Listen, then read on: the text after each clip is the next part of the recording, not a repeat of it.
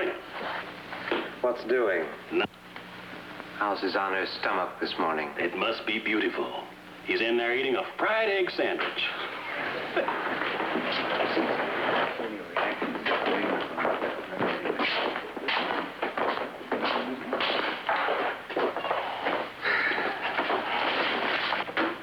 Good morning. How are you, Dan? Fair. How's yourself? Also fair. I'll bet this is one you can live without. Easily. What do you think's going to happen?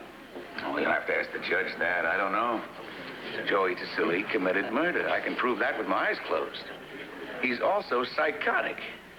Larry Preston can prove that just as easily. It all depends on how much his honor allows in. No way of telling that until it happens. Tassili doesn't behave like a psycho. I watched him while the jury was being picked.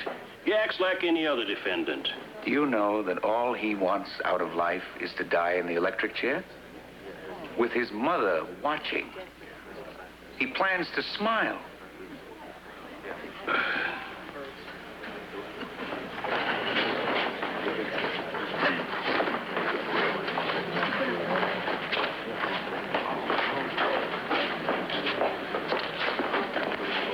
Excuse me, Mr. Preston? Yes, ma'am?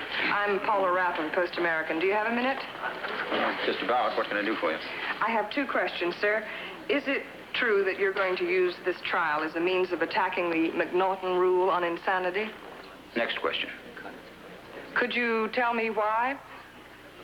Yes. The McNaughton rule is an ancient relic, which is still the law in New York State. It says that if a man commits a crime, knows he's committing a crime, and is aware that it's wrong, he can be punished. It doesn't matter if he is psychotic, just as my client is.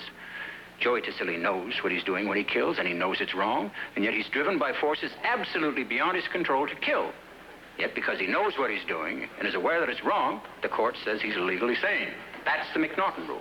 We want to have it wiped off the books. It's uncivilized, and it's a disgrace to people who have to administer it. But isn't it true, Mr. Preston, that the McNaughton rule is the only law we have on insanity on the books, and that it has been serving society for a long, long time? Yes, it is the only law we have on the books, but it depends what you mean by serving. Other states have seen the need to change it. Would you say it acted as a deterrent against crime? Deterrent? The law can't prevent a psychotic from killing. Only a doctor can do that. Thank you, Mr. Preston.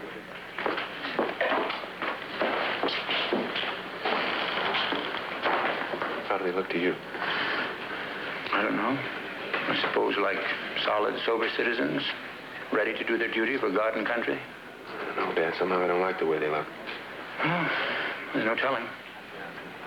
No. I'm praying it never gets to them. So am I.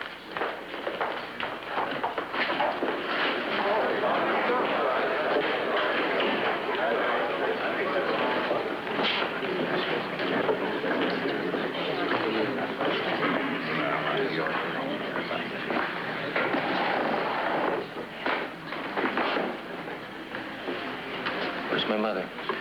Just be patient, Joey. She'll be here. Remember what I told you. I don't know who I told. Maybe it was a doctor, somebody. I'm not crazy. And don't you tell them that I am. I know you don't want me to.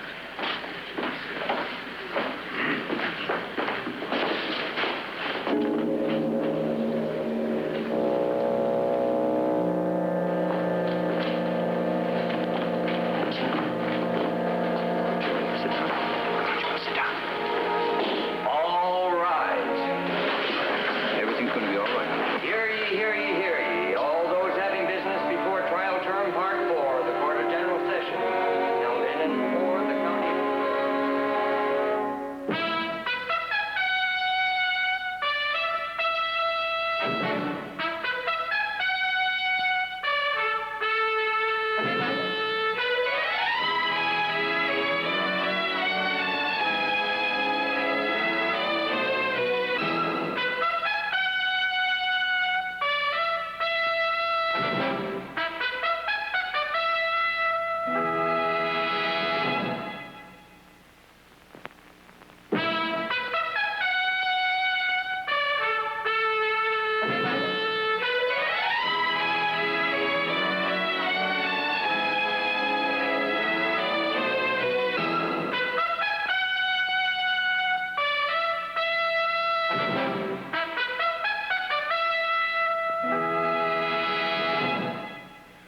Dr. Short, what, if anything, did you find when you examined the dead body of Lola Miranda in her apartment? I found considerable edema, or swelling of the neck and of the face. The lips and tongue were thickened and cyanotic. There were subconjunctival hemorrhages of the eyeballs and severe ecchymosis of the skin and of the throat. Ecchymosis? Black and blue marks. So I heard the lady next door screaming, and I opened my door. I looked out, and I didn't see anything, and the screaming stopped. Anyway, so I didn't know what to do. I didn't do anything. I waited a bit, and then the door opened over there. There was this fella with a pair of shoes in his hand, ladies' shoes. Which fellow do you mean? That fellow, the one that's on trial, Tassili, or whatever his name is. There was a pair of ladies' shoes outside of apartment 2F. That was Miss Lola Miranda's apartment. Officer Samuels entered the apartment while I stood guard over the defendant. I asked the defendant what had happened, and he told me in these words. I killed that girl in there. I choked her, and I'm glad about it. She had no right to be that way. I asked him what he meant, be that way. He wouldn't tell me. He was very calm and very quiet. Now, what happened when Officer Samuels came out of Miss Miranda's apartment? We told the defendant we were taking him in, and he started to fight. We finally subdued him. He broke Officer Samuels' jaw and knocked out 3 of my teeth. No, I have no doubt at all that at the time of the killing, he knew what he was doing. And did Joseph Tassili know, in your opinion, that what he was doing was wrong? Yes, he knew that. I have no further questions. Dr. Roth, when did you first examine the defendant? In August of 1957. Under what circumstances? He had been indicted on an assault and battery charge. And what was your finding? In my judgment, Mr. Tassili knew that he had broken the law, and he knew that he might be punished for it. In other words, you found that he was sane. In other words, I decided he was legally sane, yes. Did you form an opinion as to his mental health? That's a medical question, not a legal question. Nobody asked me that. My job was limited to determining whether or not he fit the legal definition of sanity. And he did, and does today. And in your opinion, was he sane on the day of Lola Miranda's death? Legally sane, yes. What is your opinion as to his mental health now? In my opinion, he is suffering from severe mental illness. He's psychotic. Could you explain the distinction between insanity as a legal concept and psychosis as medicine defines it? Just a moment. Would counsel approach the bench? What are you gentlemen getting into here? You know this kind of testimony is improper. I know it is, Your Honor, but as far as I'm concerned, it can come in. You willing to see the scope of this trial broadened so as to include material which, under the law, can in no way affect our final decision? With the court's permission, yes. And you're putting it on me, the judge, not the defendant, but the law. Yes, Your Honor. You going along with this, Lou? Yes, Your Honor. Lawrence, I'm going to give you free rein in testimony. I'm not promising you anything with respect to my instruction to the jury. I want you to know that I'm vastly disturbed by this situation. You're not defending your man. You're attacking the law. You may be sacrificing your client for a principle. I'll leave that to your conscience. Now, Dr. Roth, to continue, I'll restate my last question. Would you please explain for the jury the distinction between insanity as a legal concept and psychosis as medicine defines it? Well, a man may be aware of the fact that what he is doing is against the law. He may know that he'll be punished for it. And yet, he can't stop himself.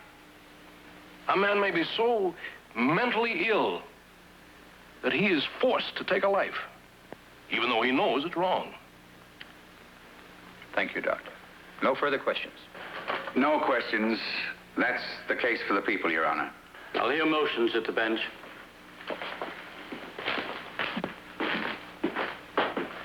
Your Honor, I move for a dismissal of the indictment on the grounds the people have failed to establish a prima facie case. Denied. Present your first witness. Miss Adela Collins.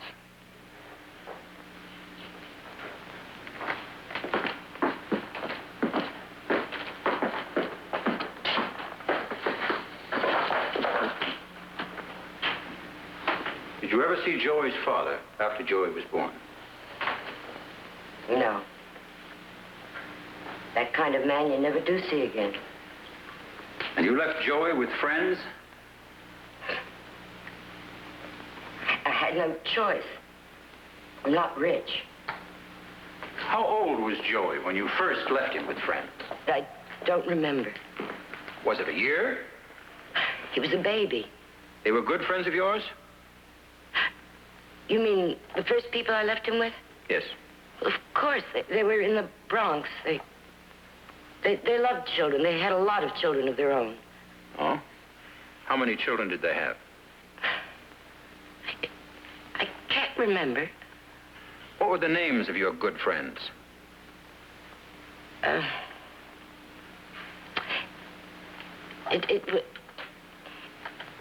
was a German name. I don't remember. You don't remember? Well, it was German. Was it Bert and Frieda Hausen? Yes. Well, you knew it. How long did Joey stay with the Hausens? 2 or 3 years. Was it 2 or was it 3? 3. And if I told you that Mrs. Hausen says that Joey was with her family until he was 4.5 years old, would you say that was true? Maybe. Did you visit Joey often while he was with the Hausens? Of course I did. I was his mother. How often did you visit him? Whenever I wasn't working. Would that be weekends? Yeah, weekends. And if I told you that Mrs. Hausen states that you visited Joey only twice in the 4 years he was with her, would you say that was true? No. No, that's not true.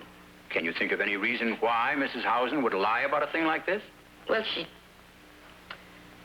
she was always a disagreeable woman. You told her she was a good friend of yours.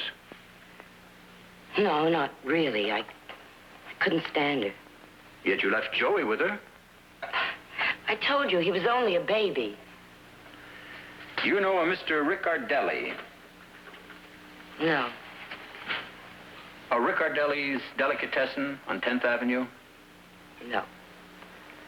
Did you abandon Joey in a delicatessen when he was 7 years old? No. I don't like delicatessens. I think most of them are fronts or I don't know what. Suppose I were to tell you that Mr. Riccardelli says that... All right. I did leave him in the delicatessen, but I had to work, don't you see? Could you tell us whether or not Joey has a scar on his chest from his shoulder to his waist? Joey doesn't have any scar.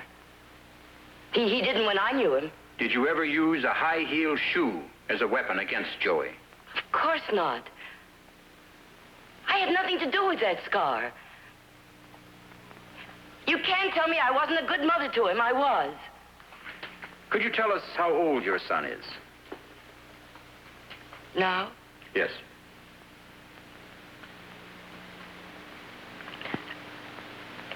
I don't know. Don't you think that's his business? Do you love your son?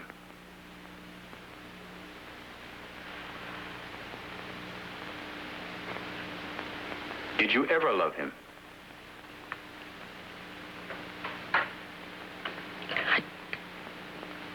I don't remember that.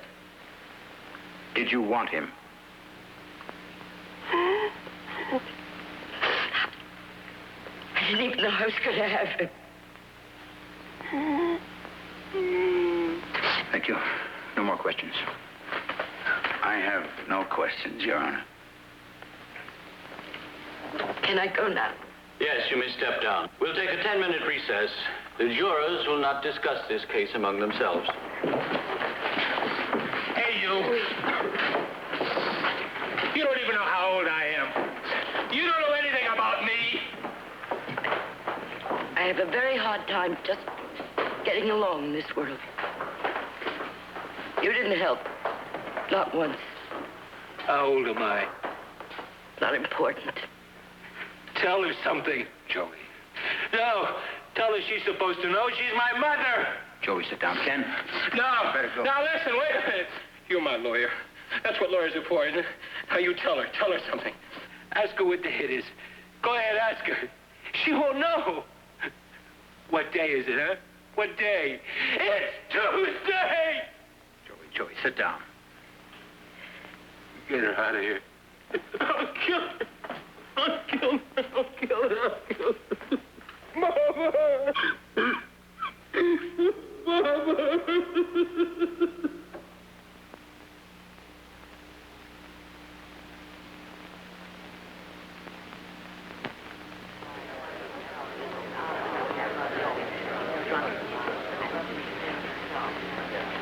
Joey, you admitted killing Lola Miranda. Why did you kill her? I don't know. I just all of a sudden wanted to. Well, how did you feel when you killed her? What do you mean? Angry? Oh. I don't know. Angry, sad, I don't know. Have you committed more than one killing, Joey? You want me to say that? You've already said so. I want you to tell the truth.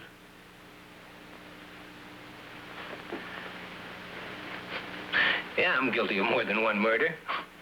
Joey, would you tell the court and the jury why you committed these other killings? Well, they happened all of a sudden. You know, like I told you about the last one. What was her name? I just wanted to. Why did you take Lola Miranda's shoes away from her? You mean after she was dead? Yes. Well, you just take them away, that's all. Why do you take them away? That's obvious. I'm sorry, it's not obvious to me, Joey. I wish you'd explain it. You just got to take them away, that's all. Do you do anything with them? No. You just take them away. Why do you take them away after the girl is dead?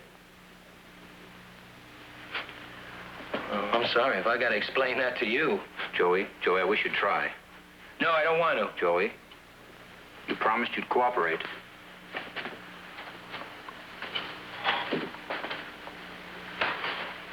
Okay, all right. You take away the shoes. Why? Oh, why shouldn't you? I mean, there they are. Red ones, black ones, heels like needles, piece of steel in the heel. I mean, oh, they don't need them. That girl, Lola, Laura, whatever her name was, she didn't need them. She was dead. And when you're dead, that's the end of you. There's no heaven, no hell, no nothing. You're ended. Now you're going to say to me, what's that got to do with ladies' shoes? And I will answer you back and say this, everything. Everything. All those girls, they love me. And that they didn't put in the papers. Now you take the shoes away from her and you put them outside the door so she can't get them. Now you're going to say to me, she's dead. What difference does it make? But there is a difference. There is a difference. Because they're not hers anymore. No, sir. They don't belong to her. Do you know how much she loved me? I want very much to die. Because when you're dead, it's ended. No heaven, no hell, no nothing. You know, in some places, they have a guillotine. Flop! But I don't think you die from that. You have to take the shoes and put them outside the door. But they have to be neat. Because when people come by, they have to see that they're neat. If that girl was here right now, I would kill her, and all the other girls, if they paraded up and down in front of me, I would execute them. Why not? Why not? You see, I'm trying to show you what is right and what is wrong. Now, to kill is wrong. I can teach you that. But if you have to, then you do it. I mean, if you really have to, well, why not? If they love you,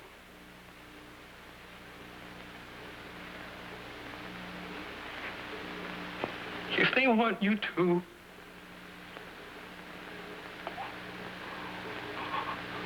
oh, why not?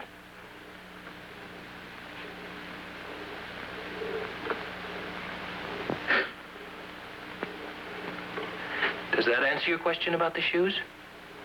Yes, Joey. Thank you very much. No questions. Considering all these facts, Dr. Sobrani, can you describe with reasonable medical certainty the mental condition of the defendant at the time he killed Lola Miranda? In my opinion, he was then and is now psychotic. He suffers from severe mental illness. Can you explain to the court and jury just what it is that causes Joey Tiselli to kill? I can try. Joey yearns desperately to love, just as all of us do. He yearns to be sweetly, tenderly, yet unmistakably masculine with women. But he's unable to do this. He has been so ravaged, so destroyed by a woman, his mother, that he finds it impossible to be a male, to love like a male. So he feels humiliated and degraded in the presence of women. Attacking or killing the woman is his vengeance. But he's not killing a particular woman. By that I mean he could find 100 Lola Mirandas. He is revenging himself upon his mother without knowing it for injustices he suffered from the time he can remember. Joey has no clear conception of the reasons why he commits murder. And I would say most emphatically, there is no way on earth that he can stop himself from killing. Thank you, Doctor. No further questions. No questions. The defense rests. The people rest. We'll take a half-hour recess before summation. I'd like to see you gentlemen in chambers. Right now, I'm very tired. Well, it's not what I brought you in here to tell you. Lawrence, I'm convinced your man is psychotic. As a private individual, I have sympathy. But as a judge, I have to administer the existing law. Excuse me, Arthur. You can direct a verdict of acquittal on grounds of insanity. I haven't finished talking. Now, I was very liberal. I gave you all the room you wanted so that you could bring your story before the public. The jury is the public. Well, they've heard you. Now it's their job to decide. How are you going to charge them? You know how. The people have proved a case within the McNaughton rule. It's my sworn duty to administer the law as it's written, and the McNaughton rule is the law. Now, I know how you feel about this personally. You think the McNaughton rule should be written off the books. Now, you said so many times. But it hasn't been written off the books. Then give us a precedent to work with. Take it away from the jury. I can't. It's my sworn duty. Your sworn duty is to administer justice.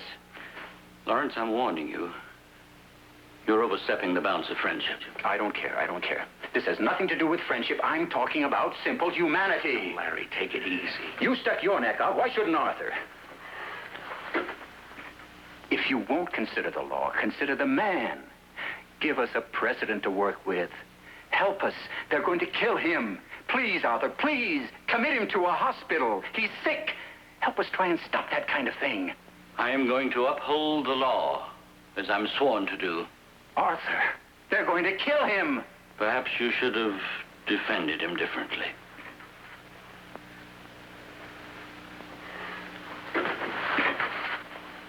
Has the jury reached a verdict? We have. Will the defendant rise and face the jury?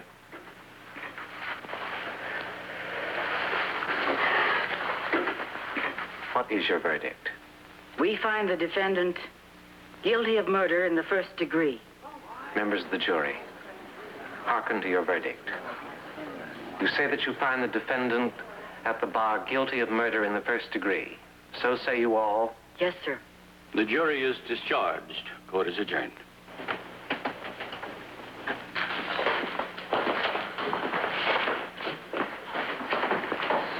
Joey, I'm sorry. Oh, what are you sorry about? I want to thank you. You're the greatest there is.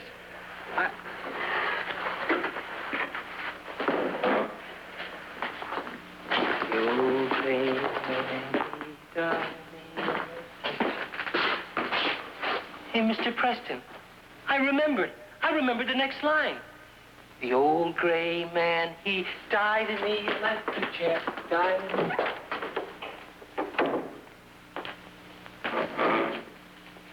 We tried. Was I right, Lou? I think you were. I don't know. I used him for a principal, and now the law is going to coldly try to put him to death. How can we humans be so stupid? We're sending satellites around the moon, and yet we still have horse and buggy laws. Why can't we trust science in this field? Oh, everything takes time, Larry. Well, I don't want to wait. I'll tell you what I'm going to do. I'm going to keep our newspapers filled with this living proof that our sacred law is 100 years behind medical science. I'm going to hold Joey's picture in front of our state legislators and see if I can shame them into giving us a new law. I can't let him die. I won't. Not if I have to sit on the governor's doorstep for 5 years. I'll do everything I can to help you. Thanks. Well, I've got work to do.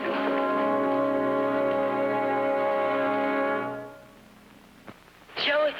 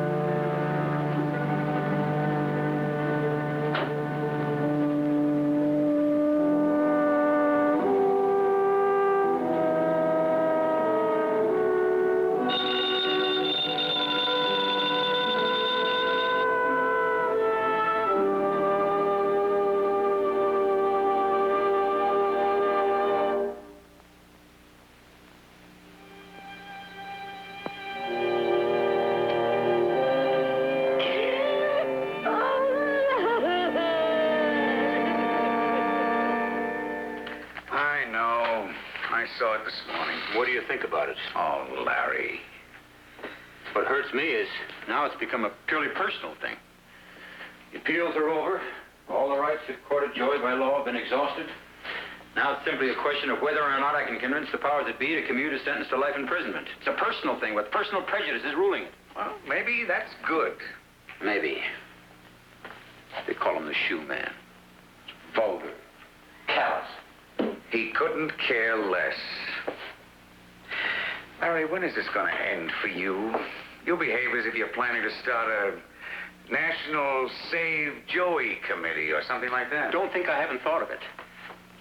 Lou, I want you to come and see the governor with me. You know better than that. I can't. Yes, you can. All you have to do is do it. Now, look, I went down to the wire with you on this one, Larry, didn't I? And that's all I can do. I know. I'm sorry. Why did you come here? Really? I don't know. I've been lying awake night after night with this. I can't tell you how I feel. You don't have to tell me. I know. You feel guilty. I feel responsible. For what? You didn't kill the girl. But I didn't defend the man who did, and he's going to die. You couldn't have defended him. Look, I had cards and spades. You didn't have a chance. When are you going to get that through your thick head? I don't know. Maybe never. Trouble now is I think you're beginning to feel sorry for yourself than you are for Joey. That's not very attractive. It's about time you got over it.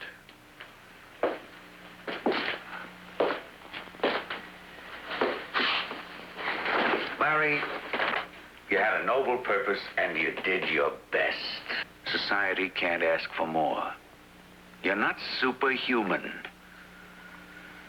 Now, I wouldn't be surprised if you had some other clients to defend, and I know I've got some other cases to prosecute. Life goes on, Larry. Yours does and mine does. But what about Joey Tassili's?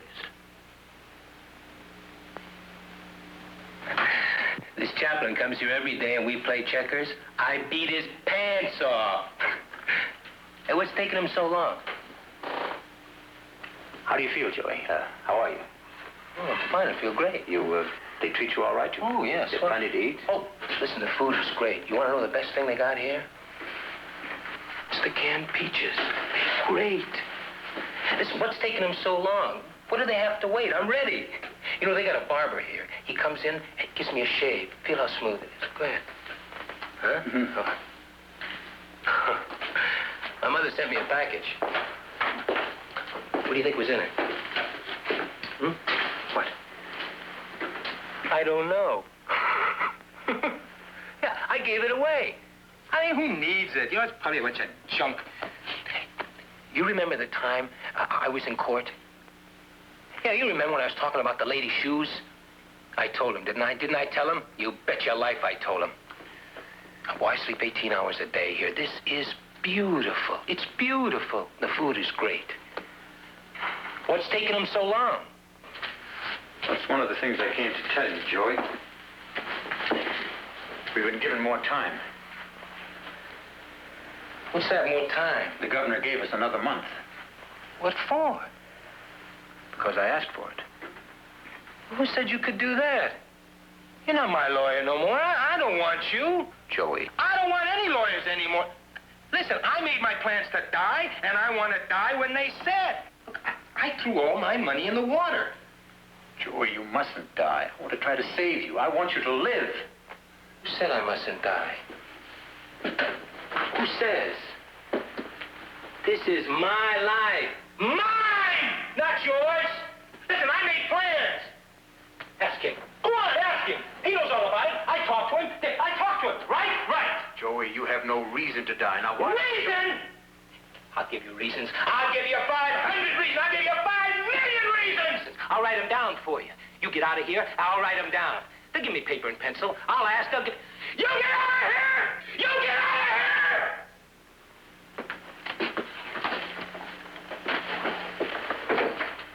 Oh, you rotten, you lousy, dirty. Get it! Oh, God, God, God, God. Get out!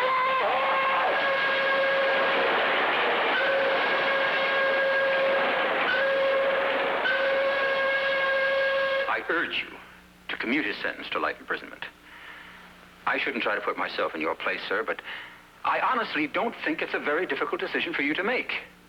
Now, I can give you many reasons why it would be unwise and unfair of society to kill this man. I can go into his medical history and prove to you that he's a paranoid schizophrenic for whom it was literally impossible to resist the impulse to kill, and who's only facing death now because our laws are antiquated and unworthy of us. I could talk for hours about the subtle damage we do to ourselves when we kill officially in the name of the law.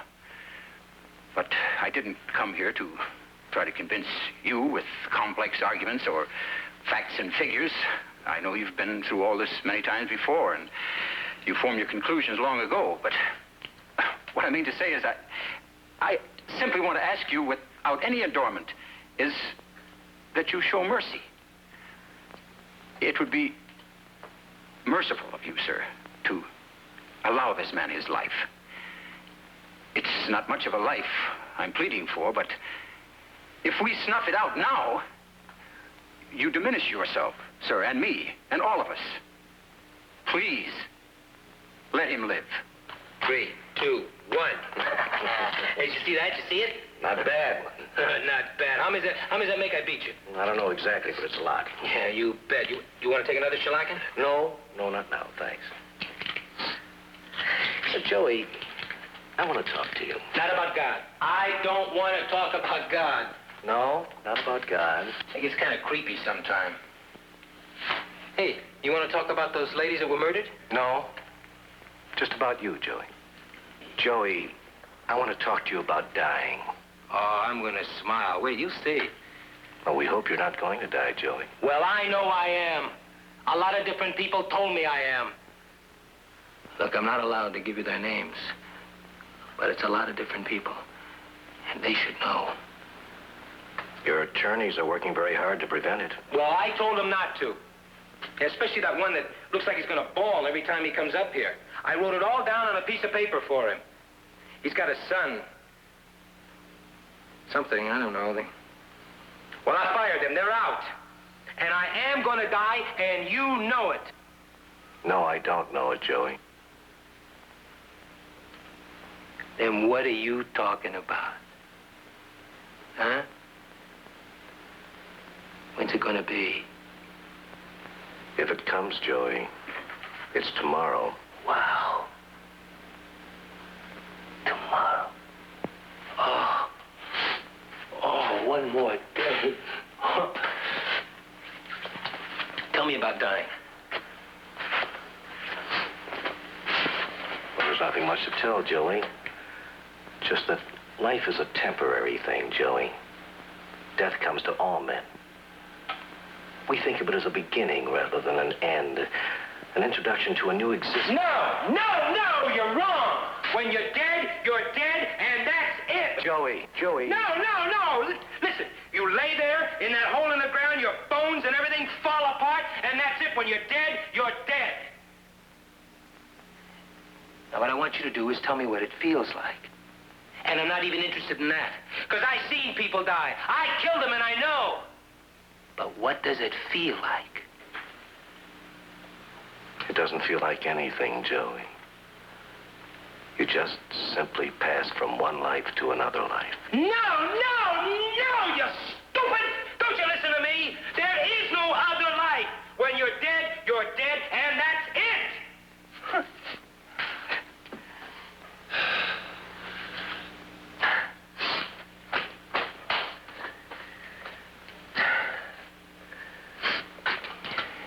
Hey, come on, let's play some checkers, huh?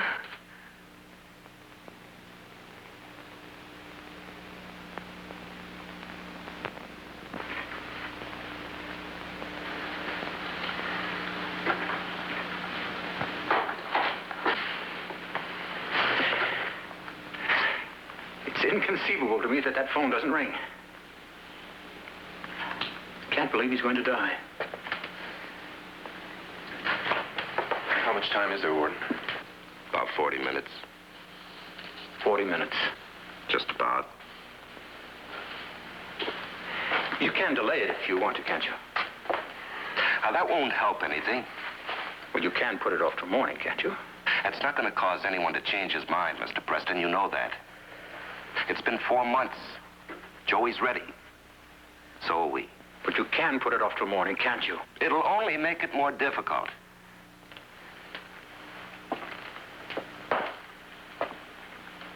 Mr. Preston, would you like to see him?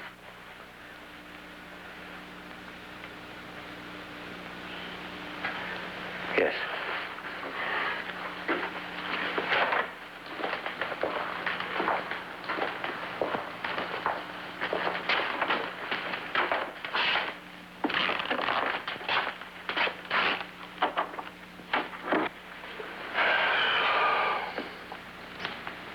It almost seems as though we're killing him. You are. When Joey dies, a little bit of him is going to die, too, I think.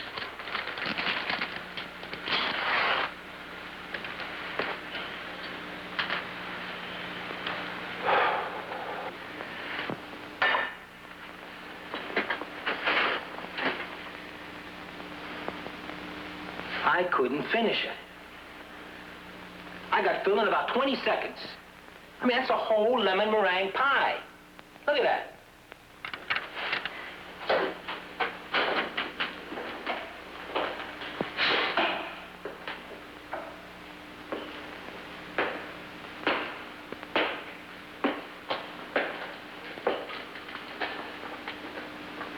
What are you doing here?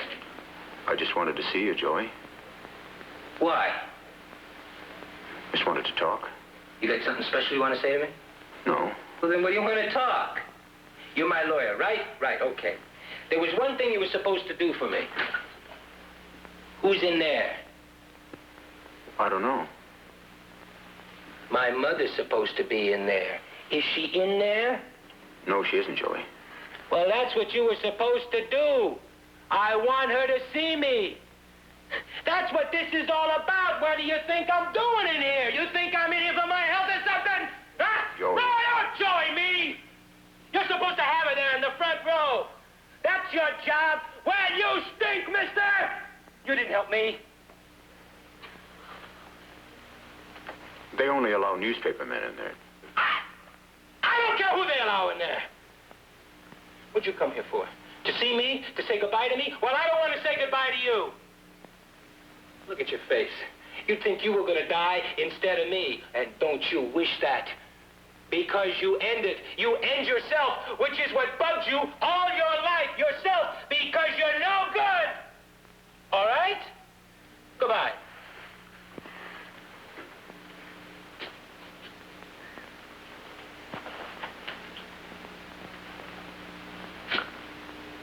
I wrote it all down.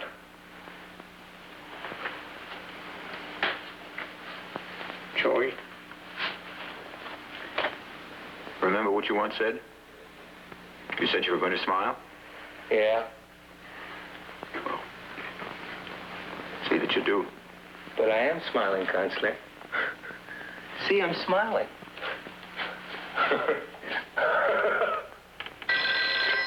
Yeah.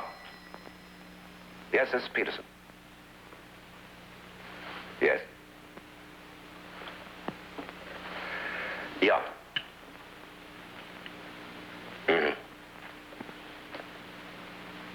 I understand. Yes, thank you.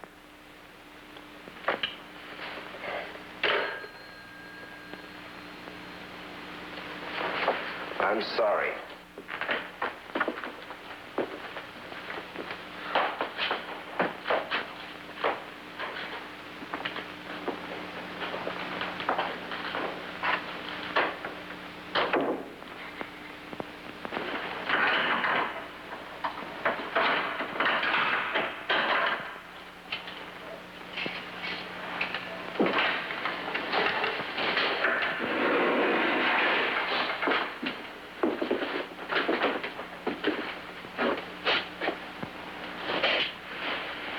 What time is it?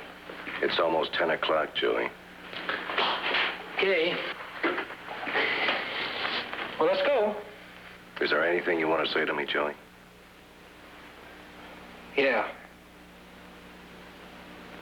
You are a lousy checker player. Come on, let's die.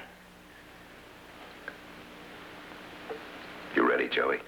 I've been ready. What about you?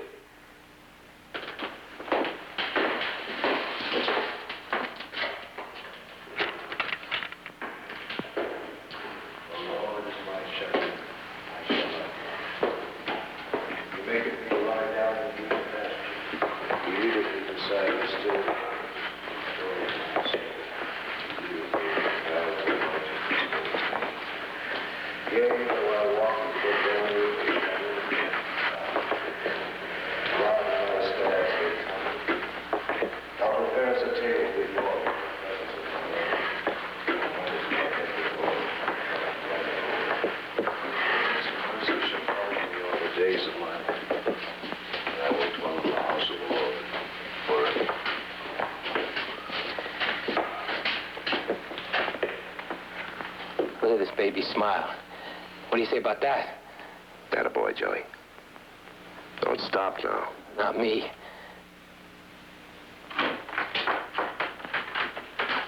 Where is she? Where is she? You told me my mother would be here. I want my mother here. I want my mother.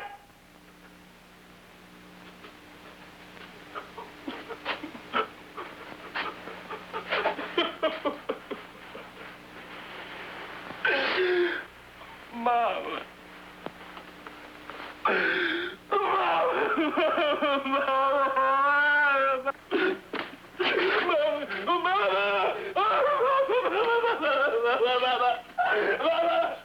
Mama!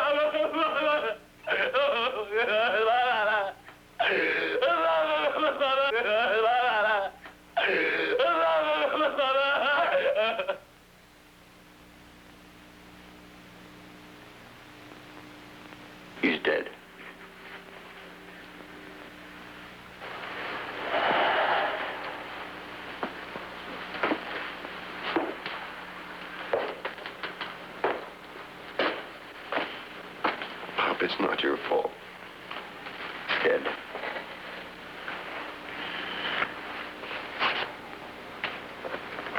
He wrote a letter.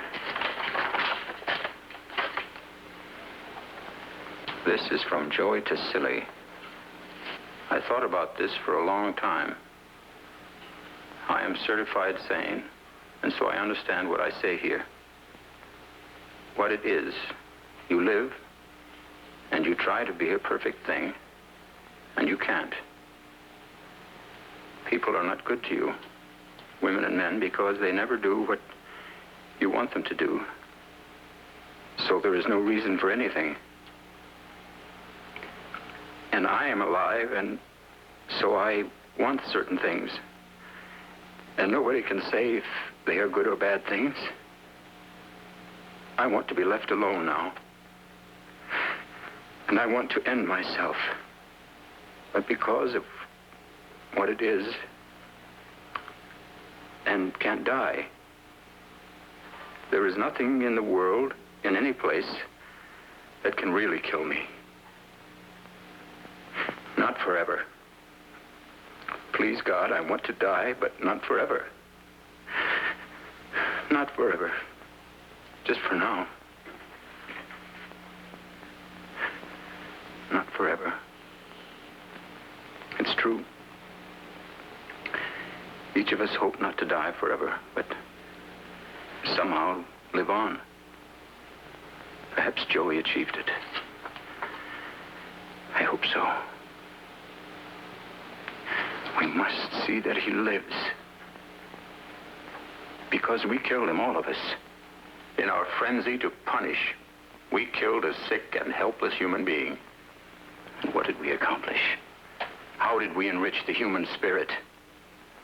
When will we learn that each time we kill a man, we witness the death of God?